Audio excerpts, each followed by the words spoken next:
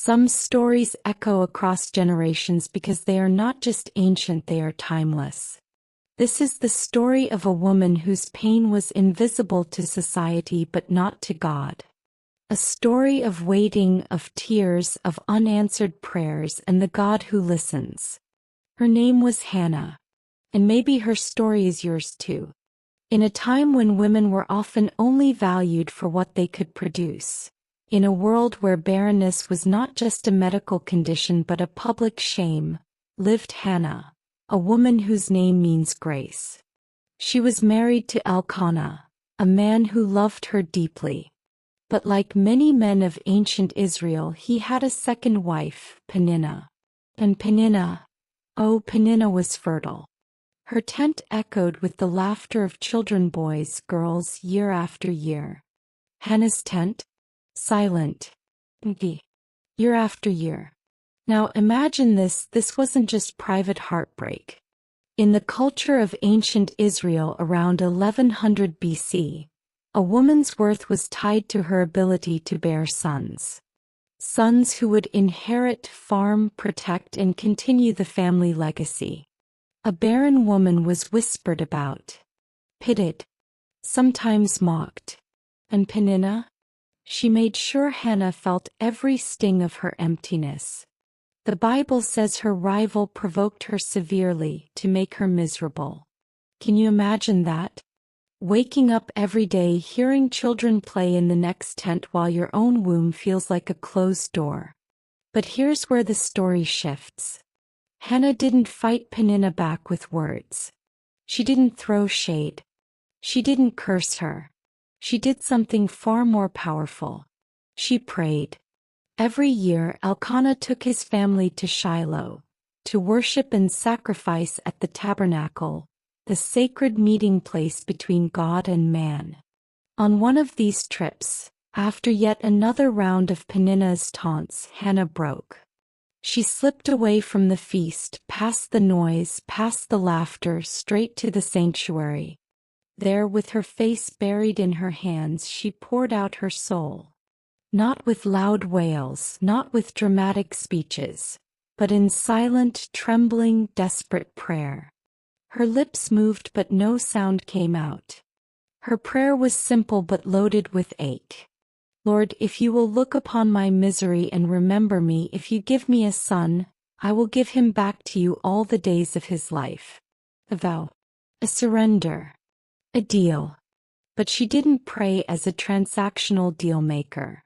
She prayed as someone who had run out of pride, out of coping mechanisms, out of pretending to be fine. Eli the high priest sat nearby.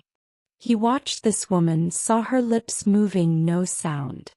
And what did he assume? Not prayer. Not worship. He thought she was drunk.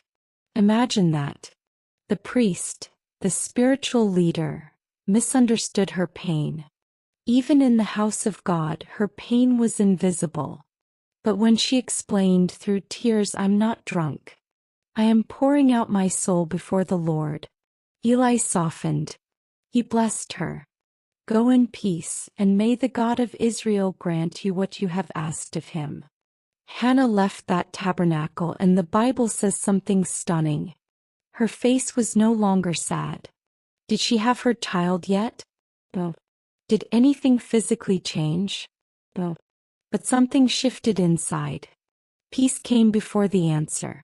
And not long after Hannah conceived, she named her son Samuel, which means God has heard. Now here's the part that touches the core. Hannah made a vow and she kept it. When Samuel was weaned, probably around 3 to 5 years old in that culture, she took him back to Shiloh. She placed that little boy, that miracle, the one she cried for. She placed him in the hands of Eli, the priest, to serve God all the days of his life. Imagine the depth of that sacrifice. Imagine the courage of a mother who said, God, this child was never truly mine. He was yours all along. Hannah's story whispers to every broken heart today. You are not invisible. God sees the tears no one else notices. Your pain is not meaningless. It has a voice in heaven. It reminds us that sometimes peace doesn't come from getting what you want. It comes from pouring out the ache and trusting God with the outcome. It teaches that surrender isn't weakness, it's the doorway to miracles. And that fulfillment isn't always about getting something but about releasing something. In a world of comparison where social media shows Peninnah-like highlight reels of others, perfect families, perfect jobs, perfect lives, Hannah's story speaks loudly. It's okay to admit you're hurting. It's okay to pray messy prayers. It's okay to pour it all out even when no one else understands. And when the blessing comes, Hannah teaches us not to grip it too tightly. To remember that every good thing is a gift entrusted by God. By the way, God didn't stop with Samuel. The Bible says Hannah went on to have 3 more sons and 2 daughters. Because that's how God works. He takes empty places and fills them beyond expectation. And Samuel, that little boy, became one of the greatest prophets in Israel's history. The one who anointed King David. The one who helped usher in a new era for Israel. All because one woman chose to kneel. Chose to pray. Chose to surrender. And when you trust, you step into something powerful. You're no longer defined by the delay. No longer crushed by the waiting.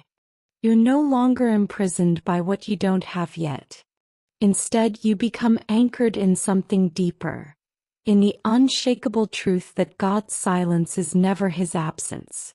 Sometimes God allows the wait not to punish us but to prepare us, to strengthen our faith, to refine our hearts, to make the testimony even greater.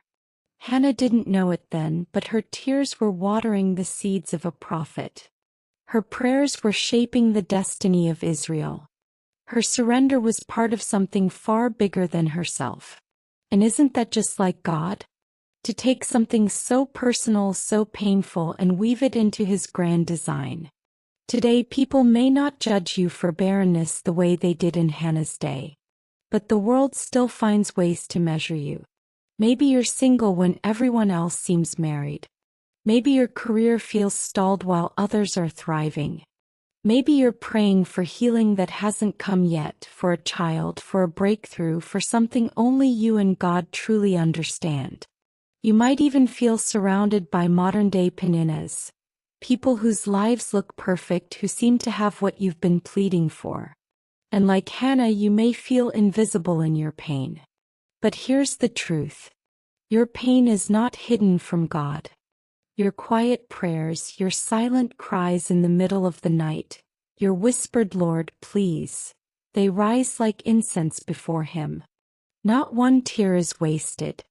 The story of Hannah is not just a story about getting what you want. It's about learning to trust the God who sees beyond what you see. It's about realizing that surrender is not the end. It's the beginning of peace. And that's the invitation for you today.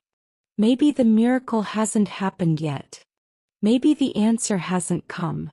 But you can leave the place of worry and walk into peace.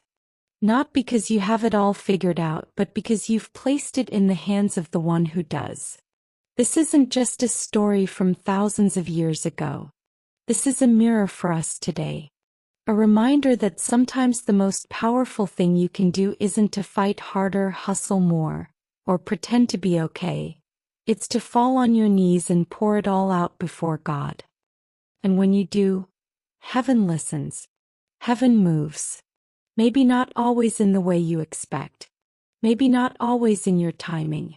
But always in His perfect way. Hannah's empty womb became the birthplace of one of Israel's greatest leaders. Your empty places, the parts of your life that feel barren, broken, or delayed, can also become places where God does His most beautiful work. So if you're waiting, don't give up. If you're hurting, don't turn away. If you're praying and it feels like no one hears, remember, God hears. God sees. God remembers. Hold on to faith.